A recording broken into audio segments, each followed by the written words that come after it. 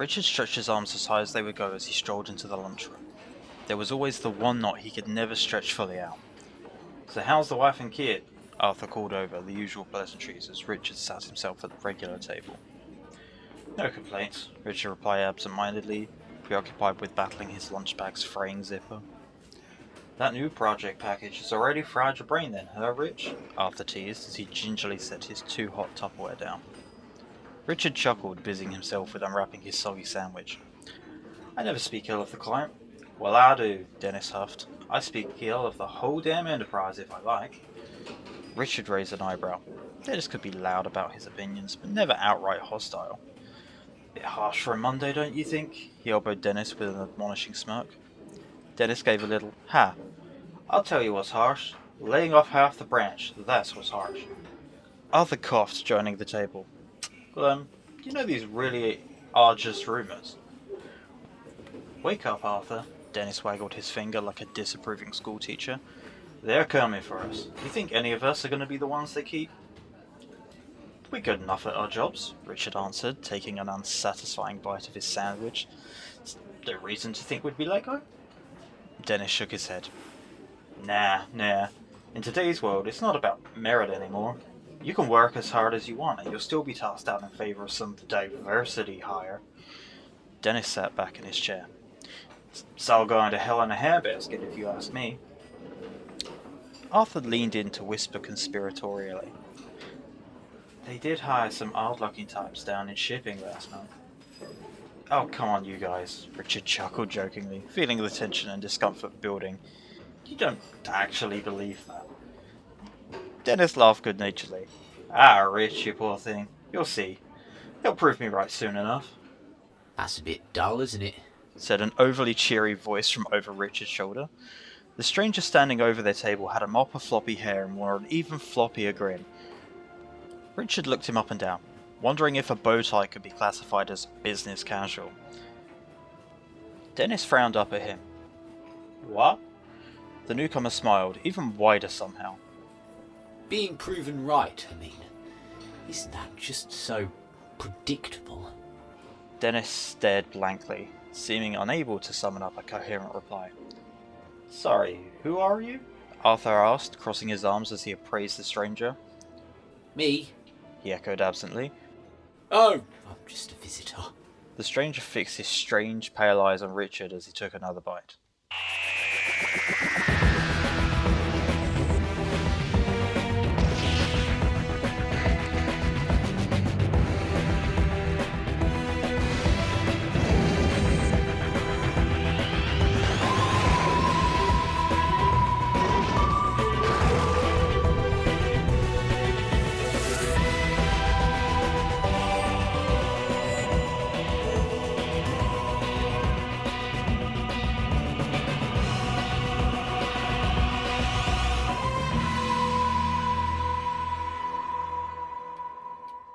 The clock on the corner of Noah's desk ticked away incessantly, lethargically. It was one of those little novelty clocks. A simplistic stick man with a placid grin decorated the clock face, and the figure's little stick arms served as the hands. 3:45 the clock read, the stick man's arms outstretched on either side of him. Stick man died for our sins, Noah thought before sitting back in their chair with a yawn. "I think I've got one." Lily answered, as she continued to mark up a colourful newsletter on her desk. Noah raised an eyebrow. "Is that a distinct lack of enthusiasm I hear?" Lily smirked, still not looking up from her task. "No, I'd say only a small modicum of tedium." "Oh, well, as long as it's only a small modicum, then I'll go ahead and tell you." Lily made a big show of setting down her bright red pen and swivelling to face them. "I think I'm going to have to cut you off soon. I don't think anyone has gone nearly through as many names as you have," she teased. Noah clicked the tongue in admonishment. "Kind of transphobic of you, honestly."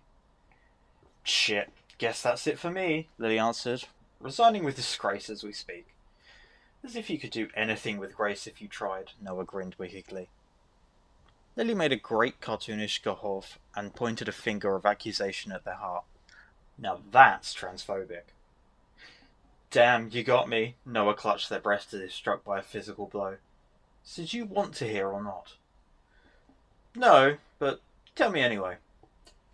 Noah sat up straight, pulling back their shoulders and puffing out their chest. No, they announced, with what they hoped was an air of ceremony. Lily stared at them. The stickman ticked away for several silent seconds. No, she repeated, as if trying the sound out for the first time. Yeah, Noah insisted. N-O-A-M. Gnome. Lily tilted her head to the side with a faint frown. You just replaced the H with an M. Was all your raw, pent-up masculine energy stored in the letter H? Yep. They popped the P for added effect. Lily stared. What else you got? Noah sighed and slouched back into their chair. Neko? Lily laughed and cupped her hands around her mouth into a makeshift approximation of a speakerphone to shout, Basic! At the top of her lungs. Noah made a face at her. Suitable, grumpy one, they hoped. Okay, well you try to come up with an N name other than that. Ugh, Lily groaned. And it has to be an N name? You know you're allowed to change all the letters in your name, right? Our supreme gay overlords haven't changed that rule quite yet. Noah opened their mouth to deliver the next witty repartee, right as the phone went off with its usual piercing trill. Lily groaned loudly. Really? Less than an hour before home time? They always do that. But Noah was already standing and picking up the phone. Well practiced at tuning out Lily's whining. Blue Rainbow Association for Safe Housing, Noah Evans speaking. Noah's face grew hard as they listened to the voice on the other side. Yes, got you. Yeah, for sure, we can do that. They reached over and snatched the red pen from Lily's desk, ignoring her protest. Do you have the address? They scribbled down an answer. And are you debating full removal or just a temporary placement? Lily's head perked up to watch Noah. They frowned. Yeah, no, I get that. But if you're not going to tell me what's being considered, then I can't...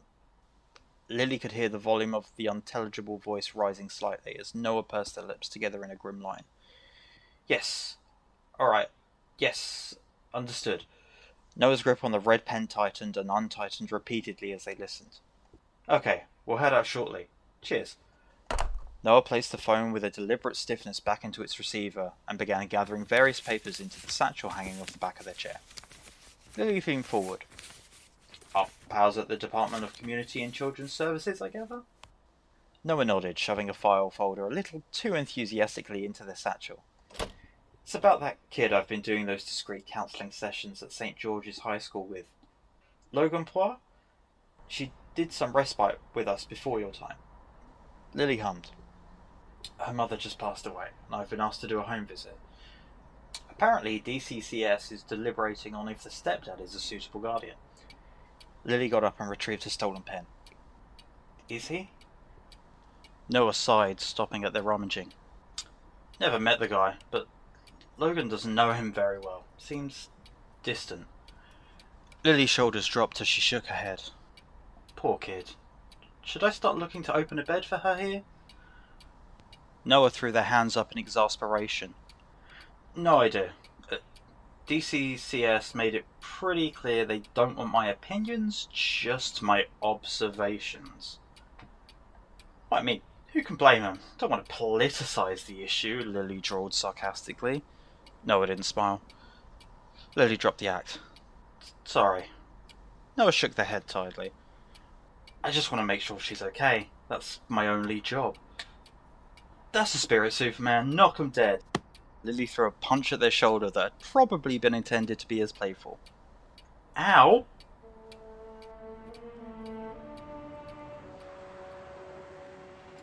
It was a rather nice house on the outside.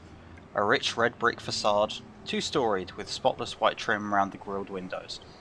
It almost reminded them of their father's house. They felt a twinge of something, some wrongness just beyond the edge of their senses. Just for a moment, Noah shook themselves and knocked. There was a pause at the door, and then the door that was cracked open and pulled inward, just a tiny amount. Just enough for a pair of eyes to peek through. The eyes looked at Noah and then cast a glance behind them, scanning for any unknown visitors before finally opening the door wider. I thought you only came to the school, Logan whispered, her eyes sparkling with uneasiness. She was an actually short girl, seeming all the shorter for her habitual slouch. Noah gave Logan a warm smile. Miss me? Been a while since I've seen you at Queer Club. I thought I might pay you a visit. Logan looked at them through the half-open door, shifting her feet. To pay your condolences, you mean? I'm not the first person who Mum's ever kicked the bucket, you know. There's no need. Testing our connection by giving me a way out, Noah noted privately. They shrugged. I know I don't need to, but I want to, if that's alright with you. Logan hovered, still half obscured by the door before seeming to make up her mind. I suppose. She opened the door all the way and quickly closed it behind them. She ushered Noah hurriedly through the house, mumbling something about her bedroom being more comfortable. The rooms Noah was led through ranged from sparse to Spartan, with the exception of the kitchen. Sink piled high with dirty, crusty dishes, and the corner stacked with unpacked boxes. Logan's room, on the other hand, appeared to have been decorated by a pack rat, belongings of all shapes and sizes fitted into every nook and cranny. The room was practically paper-walled with posters and drawings, a motley monument to New Age music bands and Pokemon. No one looked around as Logan cleared off her computer chair. I like the decor. You never said you liked Pokemon. Logan blushed, sitting herself cross-legged on the bed. Dunno, they're cute, even though they're for kids. Noah raised an eyebrow. You are a kid. Logan shook her head. You know what I mean. I rarely know what anyone means, to be honest, Noah joked, giving her an overly goofy shrug. Logan smiled a small smile but didn't respond. Noah rested their hands on their lap to stop their fidgeting. So, how have things been? Logan looked askance, down at the ground and shrugged. She began picking at her black nail polish, or what was left of it. Dunno. Too open-ended of a question? Noah adjusted and tried again. What have you been doing since the funeral? Logan shook her head, still not looking up. Nothing really, she said flatly. Noah controlled their knee-jerk impulse to fill in the silence and instead let it be, waiting for Logan to fill it. Several silent, uncomfortable moments passed by before the patience was rewarded. I guess I made some pasta sauce yesterday. Noah nodded encouragingly. Just from the can. Was sick of all the sympathy casseroles. She rolled her eyes. Noah chuckled. Yeah, why is it always casseroles? Right, like, oh, thanks, my mum just died, and the comfort food I'm really craving is your soggy leftover tuna. Yum. Logan licked her lips sarcastically and chuckled to herself. Noah laughed. Just casseroles? No one's cooked anything here since the funeral? Logan sobered a little. Does cereal count? No, Noah teased. Like a proper home-cooked meal. Logan shook her head. Not really, then. Ah. Dad just has to go shopping. Logan fidgeted. Noah nodded their understanding. How's he been? Logan shrugged, her face blank. Fine, I guess. He's sad, of course. Busy. She picked up a small Flareon plushie and turned it idly in her hands. Yeah, makes sense, Noah said neutrally. Is he gone a lot? Logan shot Noah a sharp look. That's why you're really here, isn't it? Noah tilted their head slightly to the side. What do you mean? That social worker's been around too, asking about my stepdad. I'm not stupid. Noah blinked and ignored the spike of annoyance in their gut. Nice of the DCCS to send a social worker without giving them a heads up. You came here to see if he's a shit dad or not, Logan continued, glaring challengingly. Noah looked at Logan steadily in the eye. I came here to check on you. That is the truth. I'm here because I care about you, and I want to make sure that you're safe and looked after. I'm fine, Logan snapped. As if my mum was that great of a mum anyways. No one seemed to give a shit about that. Logan sighed and resisted the urge to look down. You're right. Logan squeezed Flareon like a stress ball. I get that your relationship with your mum was difficult. I do. Logan swallowed hard. and I'm sorry I couldn't fix that. Logan blinked hard, her eyes growing glassy. She struggled with herself for a second before she seemed to deflate, all the energy leaving her in a puff. She drew her knees up to her chest and the two of them sat in a long silence. I came out to her, you know. Noah jerked up sharply at that. You did? Logan nodded, face half hidden by her arms. She was pretty far gone by that point, Logan mumbled, unmoving from behind her fortress of knees and elbows. I don't know if she could really hear me, but maybe. Noah nodded with a small smile. I think she did. Logan hummed again. A bird twitters its song outside the window.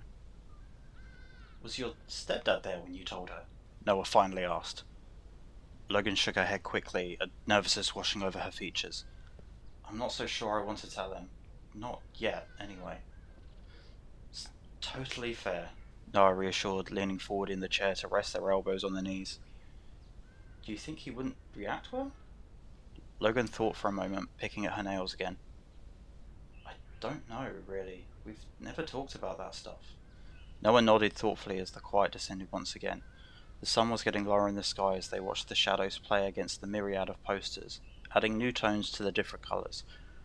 Logan gradually loosened her grip on her knees as she began to play with Flareon again, stroking its orange fur. Maybe I could take you to Pride, Noah blurted out.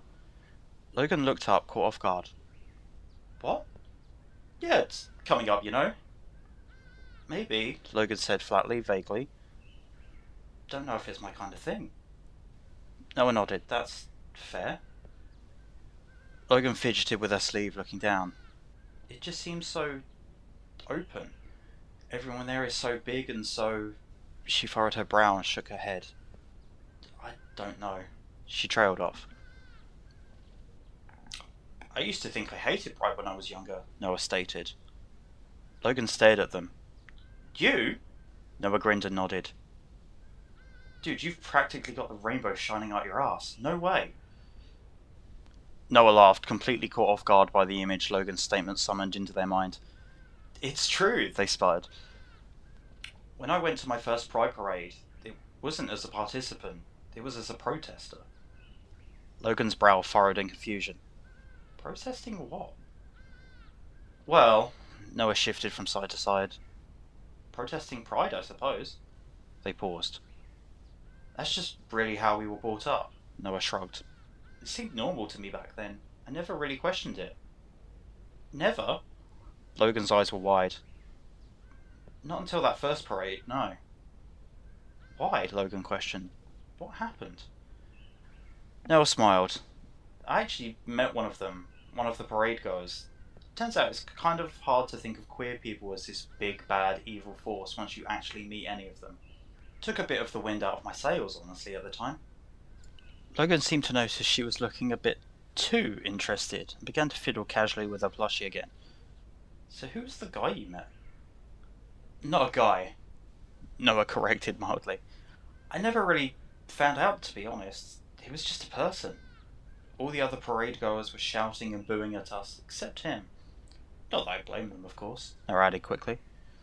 What we were screaming at them was far worse. Noah's gaze grew distant. But he was the only one who came and talked to any of us. They laughed. I don't know what he was thinking, honestly. It was a stupidly risky thing to do. Noah trailed off, remembering. So what did he do then? Logan asked impatiently, eagerly. Noah shrugged. He didn't do anything, really. He just talked to me. That was it. And he listened to what I had to say. He didn't even argue with anything I said. And I said some pretty nasty things. Noah shook their head. Some disgraceful things. But he just looked at me with his strange, sad blue eyes, and I saw no judgment in them.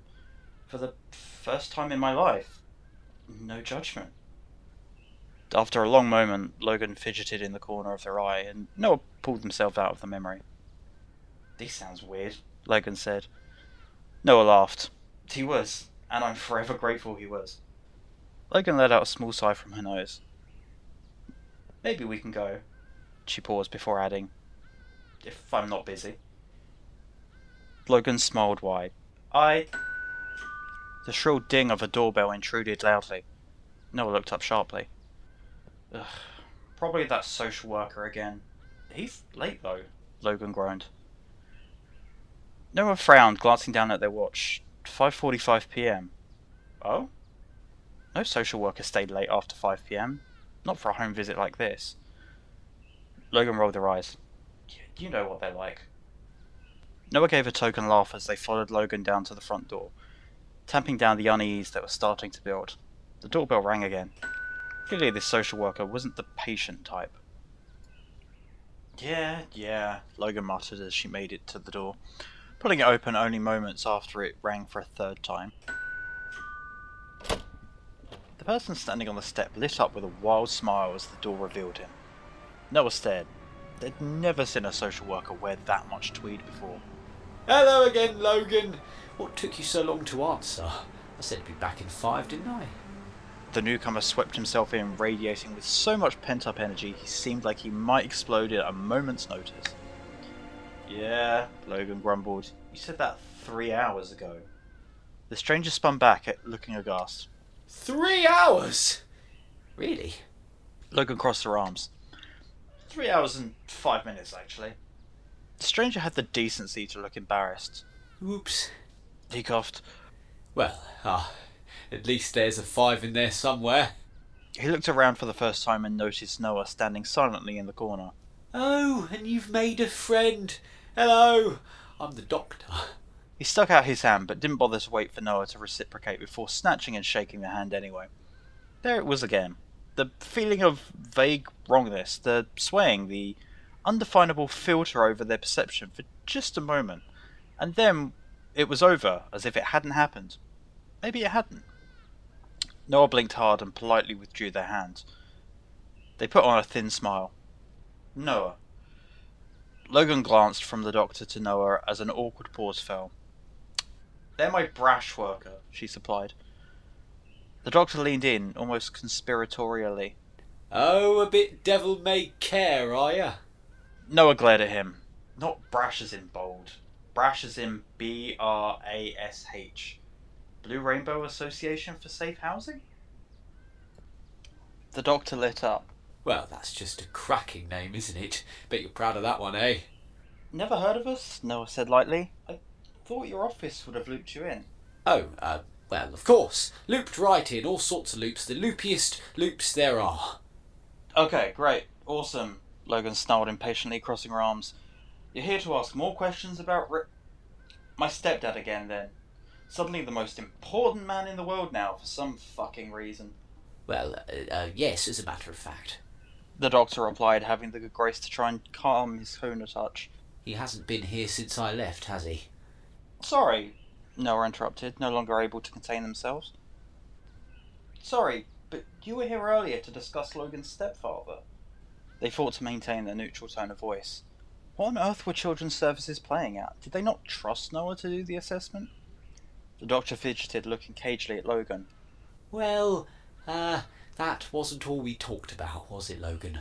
I still say you can't do better than Jigglypuff, personally. They're a real underdog. Trust me, I know.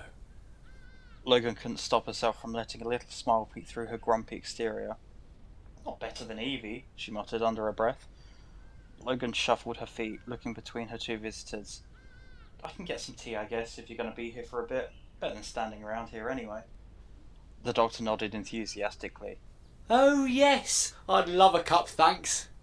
Logan smiled a little bit as she turned to the kitchen. Alright, if I can find the clean cups. The doctor attempted to walk past Noah to follow her. Noah put out their arm to halt his progress and turned to call after Logan with a smile. Hey dude, why don't you find those, and the doctor and I will be there in a minute. The doctor gave them a quizzical look that Noah did not return. Logan halted halfway through the kitchen doorway and looked warily between them both. Okay, but why? Noah gave a shrug and a beleaguered sigh. You know how it is. The doc's just got some boring paperwork for me. They rolled their eyes and stuck out their tongue in an exaggerated boredom. Logan eyed them for a few more seconds. Fine, well, as long as you don't take forever, I guess, she called as she turned away again, her voice laced with poorly disguised uncertainty. Once Noah was satisfied she was truly off to the kitchen, they turned the doctor's shoulder curtly back towards the door. A chat outside, perhaps, they offered, with no hint of suggestion in their voice. The doctor let himself be guided outside, waiting with curiosity as Noah followed him. I've got paperwork, have I? He questioned with wide, innocent eyes. That'll be a new one for me. Noah ignored him, setting their face into a grim mask. What exactly are you doing here? The doctor quirked his head slightly to the side. What do you mean? I mean, if you're from Children's Services, then why did they send you? And if you're not from Children's Services, then why are you here? Noah all but growled, feeling their heart quicken and their face grew hot. The doctor studied Noah for a long moment, his wide smile diminishing into something much more subdued, calculated. Well, I suppose if Children's Services sent me, then they sent me for the same reason they sent you. And if they didn't, then I'm here because I just want to help. The smile faded further into a smirk. Stands to reason, doesn't it? Noah frowned in bewilderment at the stranger's sudden transformation in attitude. Who the hell are you? Why are you angry? He asked. I'm not! Noah shouted.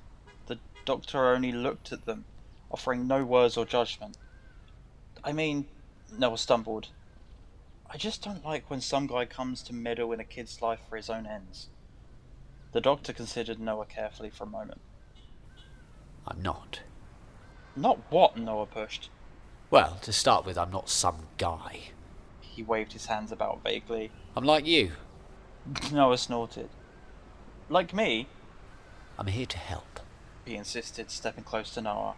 This is much larger than just Logan. There it was. Noah's glare hardened. Not from where I'm standing. Yes, well, that's the problem, isn't it? The doctor hopped from foot to foot as he suddenly couldn't bear to stand still any longer. Where you're standing is just one tiny spot with one tiny view. Imagine if you could stand here and at the same time over there, and over there, and there, and last Tuesday at the ice cream shop, and 150 years from now in your great-great-granddaughter's recital hall. Noah gaped at the doctor. They couldn't help it. He was talking nonsense, saying nothing, but somehow there was something terrifying in the words. What are you talking about? Noah whispered.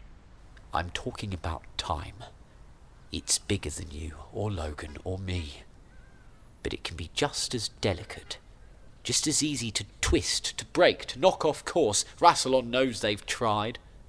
The world tilted slightly under Noah's feet, swinging back and forth like a pendulum, building momentum. The stranger was saying nothing. It was nonsense, complete and utter. But why did it somehow sound right? Who tried? Both sides. Far too many times. Oh, they weren't trying to change the specific, measly political machinations of a rock as inconsequential as this one. But rarely do incomprehensible reality-warping superweapons have the good graces to limit their collateral damage. There are still shockwaves. All these lifetimes later, and I'm still stumbling upon these messes they left behind. There was something dark and wild in the doctor's eyes. Anger was too shallow a word for it. Noah took another step back, struggling not to stumble as everything tilted again, the pendulum dipping down farther and farther. The wrongness was back, stirring up close to the surface, stronger. The edges of something were bending, pulling towards each other, like looking through a fisheye lens, but looking with something more than just your eyes. Noah tried to shake off whatever it was, but it clung to them, clung to the doctor like tar. I don't understand. The doctor's gaze grew sharper, clearer. I think you do. You can feel it too, can't you? Just a little bit. The doctor was getting very close to them now, his intensity inescapable. Noah shook their head without meaning to. The doctor's pale eyes filled their vision. Just at the edges of your perception. And then the doctor's hand touched their own, and the world went sideways.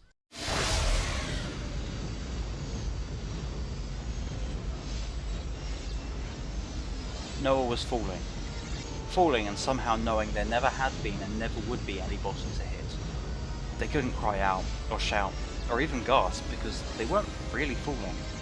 Some part of them knew they were still standing on the doorstep of the red brick house with the crisp white trim.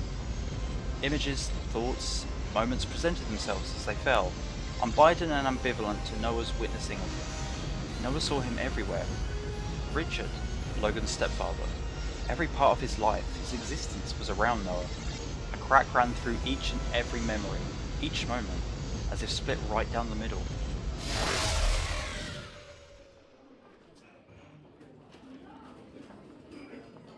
Noah was in an office building, sitting at a table in the lunchroom. Richard sat there too, eating and listening to the man on his right speaking animatedly. In today's world, it's not just about merit anymore. You can work as hard as you want and you'll still be tossed out in favour of some diversity hire. The man scoffed. You think? Asked the man to Richard's left nervously. Richard listened and said nothing.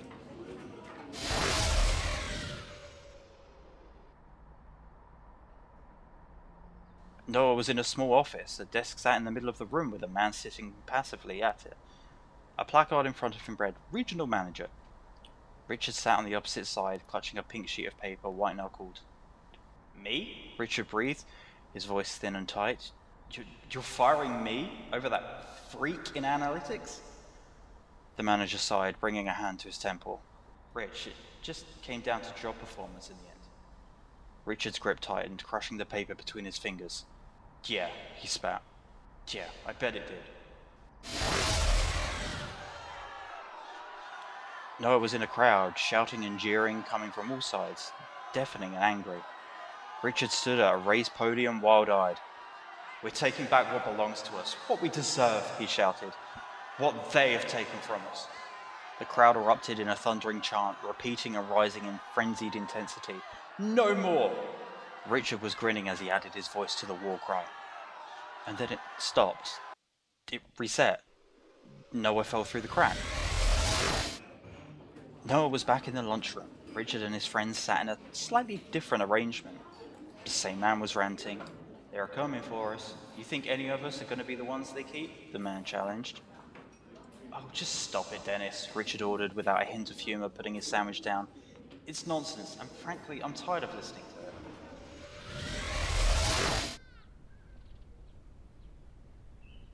Noah was in a bedroom. Logan's bedroom, exactly as it had been. Logan sat on her bed, crying quietly. Richard stood at the foot of the bed, a look of shock on his frozen face. Logan sniffed, lifting her eyes to his. Now that you know, you don't hate me, do you? Richard hesitated, his fingers fidgeting down at his sides before he let out a long, slow sigh. Oh, Logan, I could never hate you. Logan's breath caught in her throat as he enveloped her in a hug. Noah was in a dining room, warm and small, lit by the glow of a little fireplace. 5 people sat around a dining table filled with home-cooked food. Richard sat at the head, his hair streaked with grey. On his left sat 2 women next to each other, and on his right, 2 young children fighting over the last dinner roll. He laughed as the kids squabbled before plucking the dinner roll from its platter and ripping it swiftly in 2. You can't have it all, but if you ask Grandpa very nicely, he might be willing to share. With a cry and a gasp, Noah jumped back from the doctor, feeling as if a bolt of lightning had just shot through them. But what was that? They shouted hoarsely, steadying themselves with a hand on the doorframe. The world did not tilt this time. It, whatever it was, had happened in less than an instant. The doctor did not come any closer, sparking concern in their eyes. I'm sorry. I didn't think you'd be that sensitive to it. Noah consciously forced themselves to breathe slower. They straightened. They stopped, unsure how to describe it. I saw the future, didn't I? The doctor smiled very slightly and shrugged. You saw 2 futures, 2 potential futures. How is that possible? Noah whispered shakily. The doctor's eyes grew dark. It's not, it's wrong. This part of space-time is being bombarded by the temporal shockwave. It's twisting Richard's future into something it wasn't meant to be. Into something colder, darker, filled with more hate. A chill ran down Noah's spine at the coldness in the doctor's voice. And I'm here to put it right. Noah shook their head, trying to clear it of the fear and confusion and panic. Okay, they said slowly. So why does putting it right involve Logan? Why does any of this change what I'm here to do? You seem rather keen to bulldoze my visit.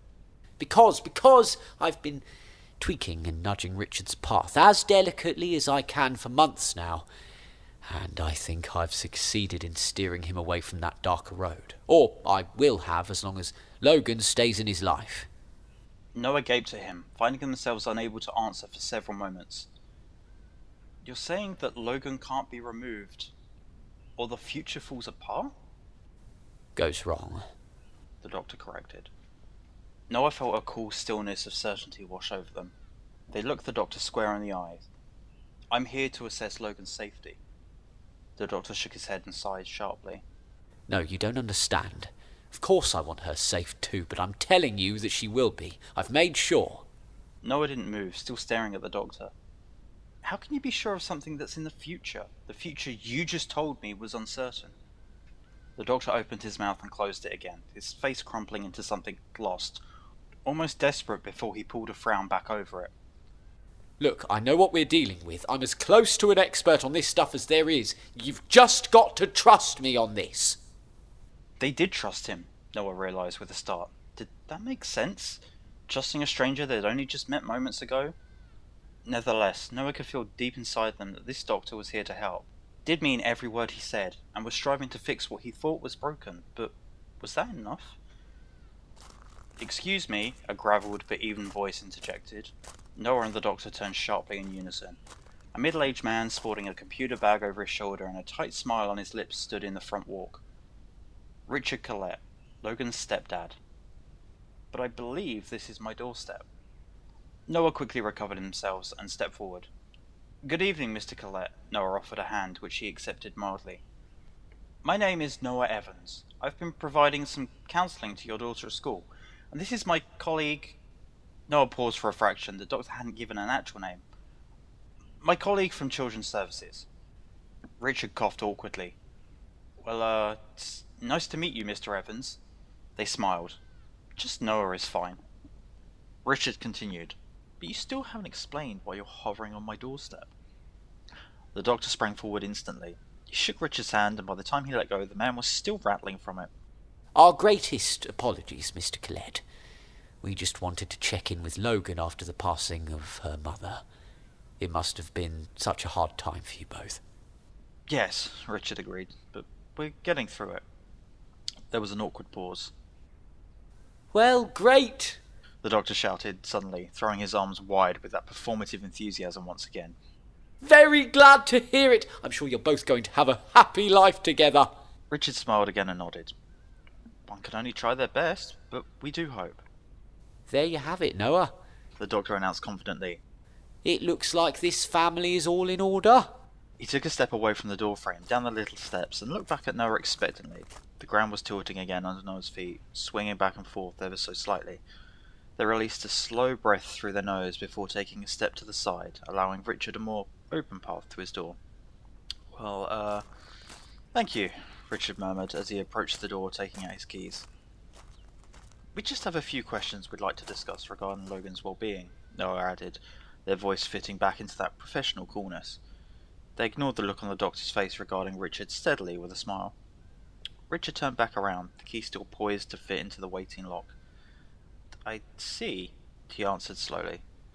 The doctor fixed Noah with a sober stare. Noah, The door opened suddenly. Hey, it's been way longer than a minute, Logan shouted before stopping fast, looking up at her stepfather. Logan? Richard greeted. These gentlemen and I were just talking. Do you know them? Logan froze for a moment longer before she tucked her chin back down, looking away. Yeah, she mumbled. Just from school. Richard entered the house past Logan and hung his keys on the key hook. Logan held the door open wordlessly for Noah and the doctor as they slipped in after. Oh, Richard answered. I didn't know social workers have been visiting you at school. His voice was casual as he hung his coat. No, Logan quickly answered, her voice trying to match his light tone. Just know what I mean. I provide counselling and workshops through my organisation, Noah supplied, sensing that Logan was not going to elaborate. Richard took his lunch bag and walked into the kitchen. Your organisation? He repeated as he added his Tupperware to the tower of dishes. You sound like an enterprising young man, Mr. Evans. Have I heard of it? Logan, if you're going to make tea, put the pot away afterwards. How many times? He broke off, his voice edged with frustration. Logan scurried to clear the still full pot of tea with a muttered apology. Brash, folks usually call it, Noah answered a bit louder than they had intended, trying to ignore the tightness in their chest. It stands for... It's small! Logan cut them off with a wide, panicked look on her face, gripping the teapot to her chest. You probably don't know it. Noah stared at her, rooted to the spot. Noah had had the rules recited to them a dozen times. In every meeting, every consult with children's services, you were never to lie to the parents. You must always be clear and straightforward about your role, no matter the circumstance. To go against that tenet was to jeopardize any future relationship with the department, any future contracts, any future business. The world wasn't so much swaying as it was lurching back and forth. They swallowed. It stands for the Blue Ribbon Association for Safe Housing. Noah tried not to look at the expression of intense relief that broke out over Logan's face. Richard hummed in acknowledgement, finally turning back around. I'm not familiar. The doctor's face was forming into a slow, concerned frown as he looked slowly from Richard to Logan. Well, Richard said, clearing his throat loudly, I hear you two gentlemen are here to have a chat. Logan, why don't you run along to your room for a bit? I'm sure you have some long overdue homework to finish. For a second, Logan looked almost indignant before she mumbled a sure and turned back to her room. Oh, I never got my homework done on time, The doctor blurted out. Or if I did, I always mislaid it in some wormhole or other. Logan didn't answer as she slipped into her room, but Noah spied a small smile on her lips as she closed the door. Richard invited them into the living room, a thin brown couch and an armchair serving as the owner's Spartan furnishings. He took the armchair, folded his hands, and gave them an expectant look. Ask away, he prompted. Noah made a conscious effort to relax their shoulders and sit straight. Well, Mr. Khor, we understand that you lived with Mrs. Collette and Logan for less than a year before her passing. Are you aware of the prior involvement that Children's Services have had with Logan and her mother? If you mean those mandated parenting classes, then yes. Richard's tone said exactly what he thought on the worth of those classes. Noah nodded. Mrs. Collette did attend a number of workshops at the department's behest. Logan in her younger years also stayed in our respite home for a few days to provide additional support through some rough patches. Logan and her mother's relationship has gone through a few periods of instability in the past, and it's always been important to Children's Services that Logan's home be a safe and nurturing environment for her. The words pulled down at Noah's heart as they said them, remembering the long sessions with Logan, the consultations with her care team, the talks with her mother. Trying to help, trying to guide, trying to mend. It never felt like enough. And what, Richard started with a clipped tone, does that have to do with me? The doctor leaned forward. It has everything to do with you, He cried. The confidence from before was gone. He looked almost bewildered as he regarded Richard's relaxed, impasse manner. Noah took a breath to gather themselves and then continued calmly. Because Logan being in a safe and nurturing environment is still important to us. We want to honestly assess how much support Logan needs, and you need, from our services, seeing as you are now her primary caregiver. Noah's voice grew pointed as they finished. Richard gave Noah a long, hard stare. You think I don't know who I am? He spoke stiffly. Noah's own words echoed in their head. They don't want my opinions, only my observations. Well, they'd observed quite a lot in this house. They leaned forward. I think you know, but I don't think you understand. Richard jerked up straight. I beg your pardon? How late do you get home most days, Mr. Collette? I have a very demanding job, he stated. What was the last meal you personally cooked? The last food shop you did? There's plenty of leftovers, he hissed. When was the last conversation you had with Logan that had anything to do with her life or her interests? I, Richard sputtered, but Noah didn't wait for him to finish. And when was the last time Logan looked at you with anything other than discomfort or fear in her eyes? Richard looked rapidly between the two of them, mouth open and closing without any sound escaping. I don't know what you mean. I don't know what you're talking about. Logan, she's fine. She's provided for. His face was pale with shock, horror, as if he'd never even conceived of the questions being thrown at him. She's independent. She's never needed much, he stumbled, looking to Noah, pleading for affirmation, reassurance. His breath was becoming ragged. Richard. The doctor leaned right out of his chair and grasped the man's shoulder. The man's eyes locked onto the doctor's, almost transfixed by them. You can't wait for her to ask for your love. You've got to give it to her from the start, unbidden and unconditionally. I know that you have it in you. I know that you can choose better, to pick a new direction. Deep down, I know that you want to be better. That you want to make things better around you, even though it is easier to close your eyes and pretend that everything is fine. Now the doctor was standing over Richard, gripping both of his shoulders emphatically. But she's not fine. And she's waiting for you to want to know her. The man broke away from the doctor's gaze as if it would burn him to look at him one moment longer, and buried his head in his hands. I'm not that kind of man. I'm not meant to be a parent. Noah watched the man, his breath heady with strain. A minute ago they had nearly been shouting at the man. Being a parent isn't something that happens to you, Noah said softly. It's not something you are, it's something you do, actively, every day. Noah paused. You can choose to do it right now. Noah looked meaningfully to the hallway leading to Logan's room. Richard followed their gaze almost absently. He stared for a long, long moment, as still as marble. And then he was getting up. He was walking down the hall. There was a pause, and then Noah heard him knocking softly on the door. The door opened. Noah could hear Richard's feet shuffling with discomfort. I think I haven't been listening to you, or, I haven't been hearing you, Logan, and He coughed, but there was nothing in his throat to clear. Could I come in? The doctor had stood up and gone to the doorway of the living room, peering down the hall to watch. Noah remained seated on the dull brown couch. Yeah, came Logan's tiny, baffled voice, catching in her throat. Noah heard the gentle closing of the door. The doctor turned back to Noah, his eyes shining in jubilance and triumph. Didn't I tell you? He announced, not successful in hiding that desperate edge of relief. Didn't I tell you we could do it? That we could set it right again? No, Noah quietly corrected.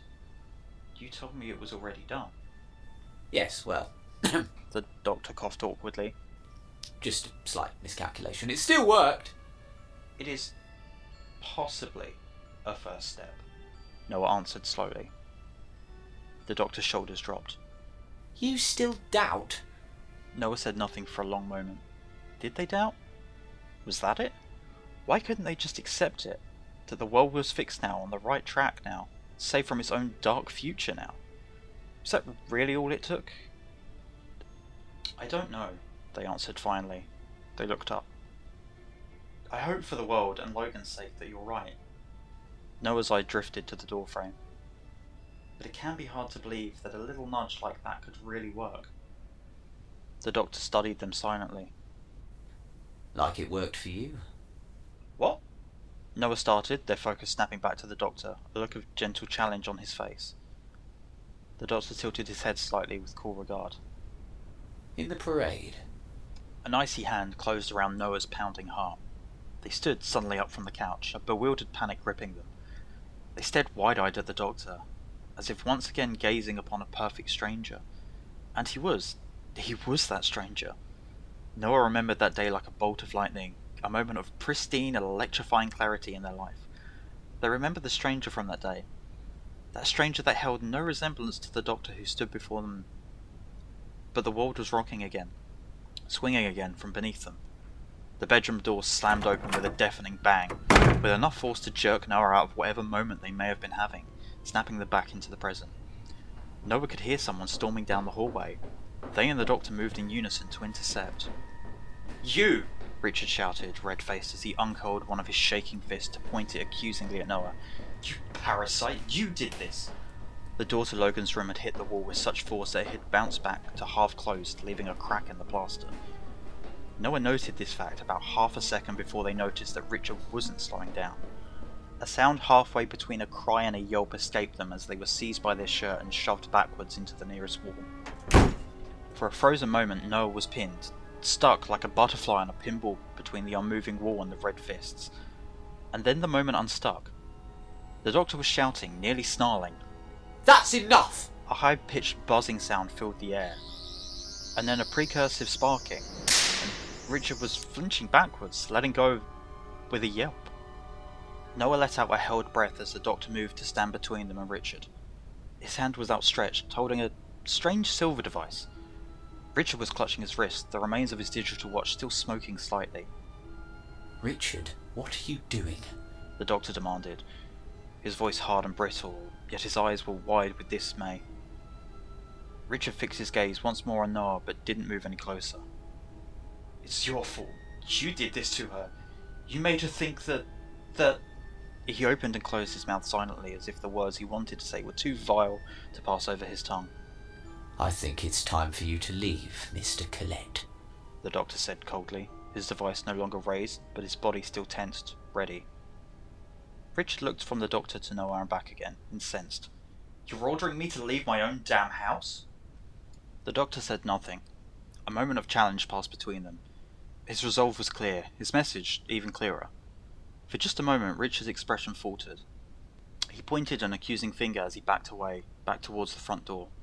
Oh, I'll leave all right. When I get back, you bet your ass I'll be bringing the full power of the law with me. Enough to rid myself of you filthy trespassers. And he was gone, the slam of the door shaking the foundations of the house. Noah and the doctor looked at each other, shock still haunting every inch of the doctor's face, his eyes distant. Logan, Noah said grimly, and moved to the bedroom door without another word. They nudged the door open slowly. She was weeping, curled up tight around herself, making herself as small as possible, her sobs choking and gasping as quietly as she could manage. Noah knelt by the foot of the bed. They could feel the doctor's presence in the doorway. Noah put a hand over Logan's, which were clenched tight and tangled in her twisted bedsheets. I'm so sorry, Logan. For a moment the sobs seemed to catch and she tensed at their touch. And then she was hugging Noah, wrapping her arms tight around their neck and weeping harder into their shoulders. The cries ripped out of her, loud and raw. I thought... But she couldn't get anything else out between her gasping sobs. I know, Noah whispered. You didn't say or do anything wrong. They hugged her tighter. Nothing at all. Noah held her and she cried and cried until she had no more tears left in her. Nothing but the salty bitter ache that Noah remembered well. I asked if he hated me, she whimpered after a long while. And he just looked at me. He didn't say anything. Logan was gasping for breath. The only sobs left were dry ones. It's not your fault, Noah soothed. You can't control how he acts. But I want you to know that we don't hate you. Noah caught the doctor's pale eye, such depths of sorrow within. We are so proud of you. She pulled away from the embrace, her puffy eyes downcast. What do I do now? She whispered, her voice flat and lifeless. We'll figure it out. Whatever happens, I'm not going to leave you, okay? They smothered down a lock of her hair. Her gasping breaths were starting to slow slightly. Promise? She hiccuped. Promise, Noah assured solemnly. Scout's honor. Logan rested her chin on her knees, her face half buried in her arms. No one does scouts anymore. Noah smiled. Nah, no one's cool enough for the scouts anymore. Logan gave a tiny broken chuckle peering out from her fortress of arms. Noah's smile widened. What, don't you think I'm cool? Logan's head shook infinitesimally from side to side. Noah snorted. I'll have you know I was the coolest kid in school. I'll tell you all about it over ice cream. Logan sniffed, lifting her head fractionally. Ice cream? She asked tentatively. Thank you. The arrangements will be made. Cheers. Noah ended the call leaning against the giant plastic ice cream cone to the side of the shop's entrance. They ran through their list mentally. The emergency house needed a quick food and the central run. Lots of ice cream. The referral file would need to be accepted into the system. Not to mention they needed to liaise further with DCCS and have temporary worker assigned to said file. Noah's gaze wandered back to the window. They could see Logan and Lily inside, licking at their ice creams in the corner. Logan looking small and distant. They felt a shadow. I didn't think you'd be back, Noah greeted, still focused on the window. I've never been able to leave behind my failures, the shadow said. Noah looked at him. Still the same, but different.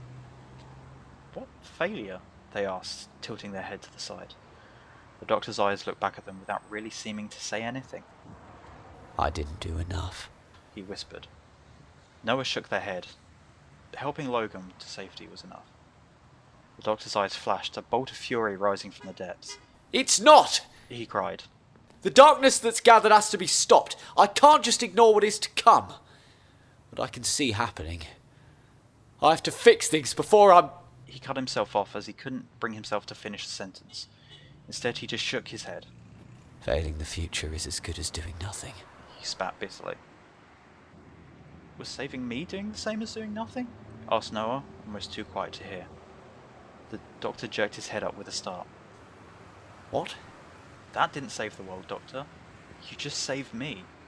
Noah swallowed hard, remembering that day. Remembering all the fear and bitterness and tears that followed that day. And that was enough. Maybe not forever, but for that moment, it was enough.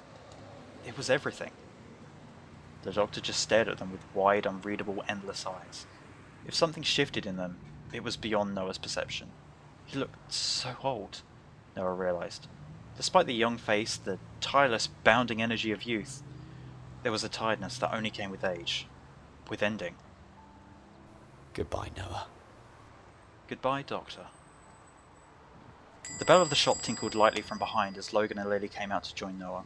Noah turned to them, casting a small enough glance behind their shoulder to know that the doctor was gone. They suppressed a giggle at Logan's messy face. I knew I should have gotten the double fudge rainbow, they sighed. Logan rewarded them with a smile, a small, sticky smile. Yeah, she said, taking another lick. So, Noah prompted as the three of them began to walk back to the car. What are we going to wear then? Logan looked up anxiously. Where to what? Noah rolled their eyes dramatically. To Pride, duh. Ugh, lucky, Lily grumbled. I've got to go to dumb work that day. Noah snorted. Sucks to be you. Lily scrunched up her face and stuck out her tongue. Logan considered something thoughtfully, looking up at the burnt orange sky as the sun set. She watched the gentle back and forth sway of the trees lining the parking lot. I don't know, she finally answered. But I guess we've got to figure it out.